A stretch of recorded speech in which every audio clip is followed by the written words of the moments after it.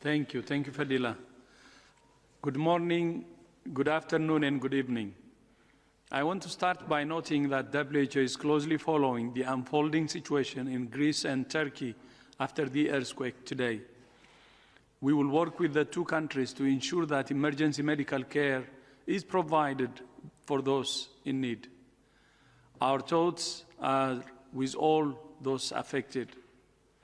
Over the past few months, I have heard firsthand from people who face mid to long-term effects of COVID-19 infection.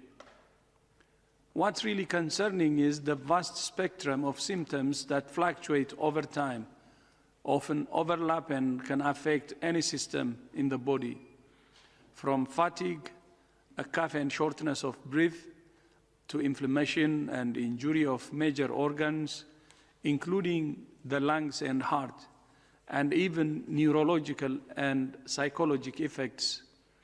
Although we are still learning about the virus, what's clear is that this is not just a virus that kills people. To a significant number of people, this virus poses a range of serious long-term effects. While people do recover, it can be slow, sometimes weeks or months, and it's not always a linear route to recovery. Though exact numbers of people experiencing the long-term effects are not yet clearly defined, post-COVID-19 symptoms and complications have been reported in both non-hospitalized and hospitalized patients. There have been cases in women and men, both young and old, and even in children. WHO will continue to do more research to establish best standards of care to accelerate recovery and prevent such complications. It's imperative that governments recognize the long-term effects of COVID-19 and also ensure access to health services to all of these patients. This includes primary health care and, when needed, specialty care and rehabilitation. I would now like to hand over the floor to three patients who are still combating the long-term effects of COVID-19 so that we can hear their stories. First, Professor Paul Garner from Liverpool School of Tropical Medicine, who has himself been recovering from COVID-19 since March. Paul, the floor is yours. Thank you, sir. It's a great honor to join you. I respect your leadership and your organization's pivotal role in this pandemic. I'm an infectious disease epidemiologist. I helped set up Cochrane, and I work with you in guidelines in infectious diseases. I became unwell in March. I was fit and well, and I assumed that this COVID illness would be, I'd be able to brush it off my shoulder. For 4 months, I went through cyclical bouts of dreadful fatigue, sweats, headaches, unable to move, mood swings, and that went on for 4 months. And then I had another 3 months completely exhausted. When I overdid things, the illness would echo back. It would come back, and it was completely unpredictable. And for the last 2 weeks, things have been improving, and I'm beginning to get my sense of humor back, and I'm beginning to take gentle exercise. I never thought I would have 7 months of my life wiped out by this virus. It's just gone, evaporated. So, as you have said, sir, long COVID is a huge array of symptoms. I have one particular form.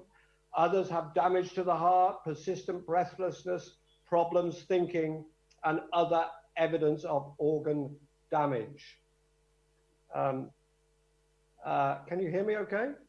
Does it sound yes, okay? Very clear. Please, go on. Yeah, sorry, just, but we must remember, post-viral syndromes are not new, but what we have here is just a huge scale of people that are suddenly severely disabled, wide variety of people that have never experienced long illness, with a level of disability that hasn't been seen this century. Last century it was seen with the world wars only, and it affects everybody: drivers, people working in restaurants, building sites, hospital porters, doctors, everybody and everywhere is getting this.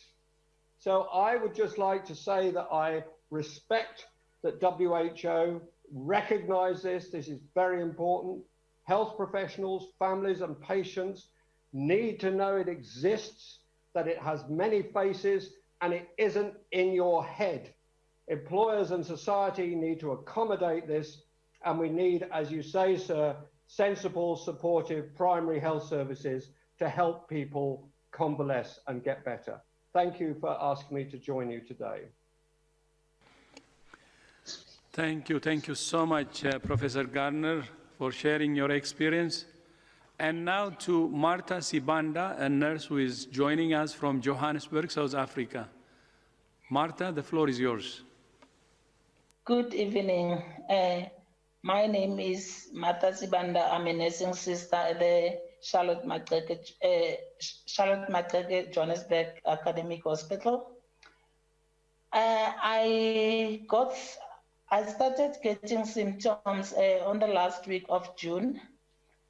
One of them being shortness of breath and fatigue most of the time, and coughing, a little bit of a productive cough. So by the end of June, I was so sick, I got admitted at the same hospital that I work at. I was on oxygen because I couldn't breathe because of the shortness of breath. And then 3 days later, I tested and then they came back, my results came back positive. 3 days later, I was taken to ICU because I was very hypoxic.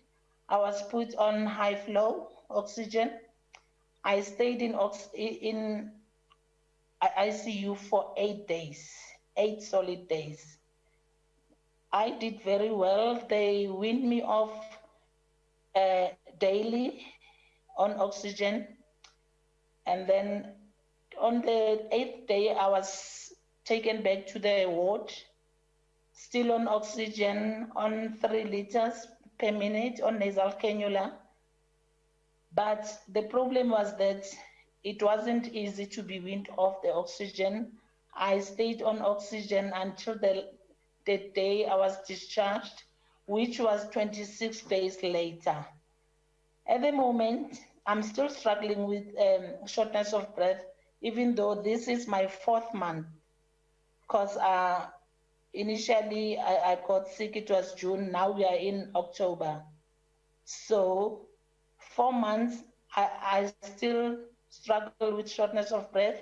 I haven't been back to work, I'm still at home, but I'm looking forward to going back to work sometime end of November, hoping that slowly I'll manage to breathe by myself without oxygen. And I also would like to emphasize the care that I got from my hospital. The ICU staff were very excellent. They were hands-on, and the staff in the ward were also excellent. I think I survived because of the teamwork of both the ICU and the ward. Thank you very much for inviting me to your conference today. Thank you, Martha, for taking the time to share your experience with us. I would now like to hear from Heath from the United Kingdom. Heath is a member of the Long COVID SOS, a patient advocacy group in the United Kingdom. You have the floor, sir. Hello again, Dr. Tedros. My name is Heath. I'm 26 and I'm from the UK. I'm a member of Long COVID SOS, a group set up to advocate for patients of long COVID here in the UK. I caught COVID on the 13th of March. I was at work and it started with just normal flu-like symptoms, a sore throat, a cough. And at the time I wasn't even sure it was COVID. I went home and over the next 2 weeks, the symptoms started to develop slowly. I developed a fever, slight cough, shortness of breath, and just your typical flu-like symptoms. And then that started to get worse until it developed into full-on delirium at some point. But after that, I was fine for about a week, and I decided to leave and go get groceries, as I thought I'd recovered, and so I could go and end my period of self-isolation at the time. When I got to the shop, I developed shortness of breath. My heart started racing, and I went through something I'd never gone through before. Being 26 and fitting well before that, I'd never gone through anything like that, and I was terrified. I ran out to the street, I flagged down a police car, and an ambulance was called. They arrived, I could not get up at the time, so they checked my vitals and they loaded me into the ambulance and took me straight to A&E. At the time in the UK, COVID testing wasn't widespread, so they did a long ultrasound of me because I was suspected of having COVID, and it showed the end stages of pneumonia. And the doctor diagnosed COVID-19 at the time, but he said I should be fine because it was the end of it. He didn't see anything concerning at the time. And unfortunately, he was very wrong. And it's been 8 months, almost 8 months now, and I'm still suffering from fatigue, brain fog, chest pain, heart palpitations, digestive issues, short-term memory loss. It's just, there is no system in my body that hasn't been affected. And if you'd asked me 8 months ago if I thought that this would happen, if I'd caught COVID, I would have said no, not at all. I looked at the statistics and I thought, I'm probably going to be fine. It'll be, flu-like, it'll be mild, 2 weeks and I'll be fine, but that has not been the case. I've been off work for the last few months. I went back to work on reduced hours, but I couldn't even cope with that because of the brain fog. I used to be a software engineer, and now I can't do that. I also used to do research into artificial intelligence, and now I can't do that either. I want my mental abilities back, that's all. Thank you. Thank you, Light. Listening to Paul, Martha, and Light share their experiences and array of symptoms, it really reinforces what a dangerous virus COVID-19 is. Your stories underscore that those facing the long-term effects of the virus must be given the long time and care they need to recover fully. It also reinforces to me just how morally unconscionable and unfeasible the so-called natural herd immunity strategy is. Not only would it lead to millions more unnecessary deaths, it would also lead to a significant number of people facing a long road to full recovery. Herd immunity is only possible with safe and effective vaccines that are distributed equitably around the world. And until we have a vaccine, governments and people must do all that they can to suppress transmission, which is the best way to prevent these post-COVID long-term consequences. In that vein, the Emergency Committee on COVID-19 has just concluded a 2-day meeting where they discussed the way forward.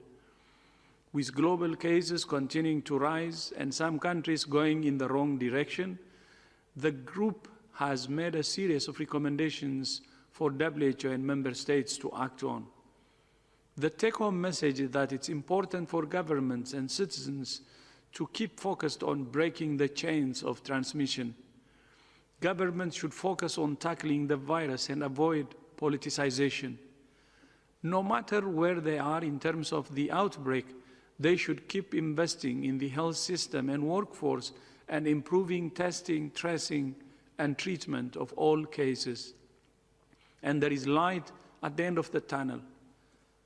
As well as rapid tests and dexamethasone, several vaccines are now in final phase 3 trials. If proved safe and effective, they will be rolled out through the ACT Accelerator's vaccine arm, the COVAX facility, which is now supported by 186 countries. I thank Lebanon and Botswana for joining recently. The committee recommended that to prepare for new COVID-19 vaccines, WHO and governments must work closely to develop rollout strategies, train health workers, and ensure clear communications with the general public about vaccination. Just as we look forward with hope, WHO continues to work to establish the origins of the virus to prevent future outbreaks. Today, a group of international experts had their first virtual meeting with their Chinese counterparts. I joined to thank them and offer any and all support to ensure the success of their ongoing research. From the long-term effects of COVID-19 to breaking the chains of transmission to establishing the origins of the virus, WHO will continue to work in partnership across the world to drive science, solutions, and solidarity. I thank you. Thank you, Dr. Tedros. We will now open the floor to questions from journalists. I remind you that you need to raise your hand, use the raise your hand icon in order to get in the queue to ask your question.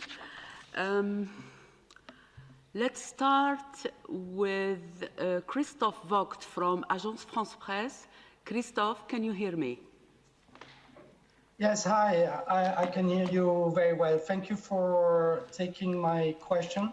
It was about the new measures that have been announced in France on kids wearing masks. France asks now that masks are worn started at age 6. The thing is that it seems that all over the world there are different rules, different people saying different things about what time and what age kids should wear masks. So I was wondering if you could give us an assessment and if there is any hard science or new hard science about how infectious kids can be, and are they the super spreaders that has been recently raised in, I think, in the New York Times article. Thank you. Thank you, Christophe. I would like to invite Dr. Van Kerkhoff to take this question. Thank you. Thank you, Christophe, for the question. So I'll start with the second part of your question, then go to the first part of that. So with regards to COVID-19 in children, we are tracking mainly 3 things, among many others. Looking first at the severity and the disease that's caused in children. And luckily, for the most part, children who are infected with the SARS-CoV-2 virus, the virus that causes COVID-19, tend to have more mild disease, and many are asymptomatic. This is not universal, though. There are some children who have developed severe disease, and there are some children who have died from infection. We are also looking at the extent of infection in children, because in many parts of the world, children are not tested. And so it's very difficult to understand how many children are infected through current surveillance systems, which is looking for using PCR testing to find acute infection right now. There are seroprevalence studies that are conducted, which looks at the antibody response among individuals who are sampled. And when we look at children, there are a few studies that have been done and more that are underway. And there are differences in the rates of infection among the youngest children versus adolescents. And there tend to be less seroprevalence, less evidence of infection measured by antibodies in the youngest children compared to adolescents, teens, as it relates compared to adults. The third thing that we look at is transmission, and the rates of transmission either between children or from adults to children and from children to adults. And there are many studies that have been underway. Most of these are looking at household transmission, which tend to start with an infected, symptomatic adult, and then looking at if transmission has occurred to children or the other way around. And we know that children can transmit the virus. Again, there does seem to be some difference by age group, with the youngest children transmitting less than adolescents. And that makes sense if you think of the type of interactions that children have. So to summarize, we know that children can be infected. Most of them have mild disease, many have asymptomatic, but they can be infected and they can transmit. And so what we use that information to help us better understand, the extent of what is happening within children as schools open up, of course, because we all recognize the incredible importance of having children in school, not just for educational benefit, but for many other benefits. WHO has issued guidance on the use of masks in children recently, a few months ago, I think.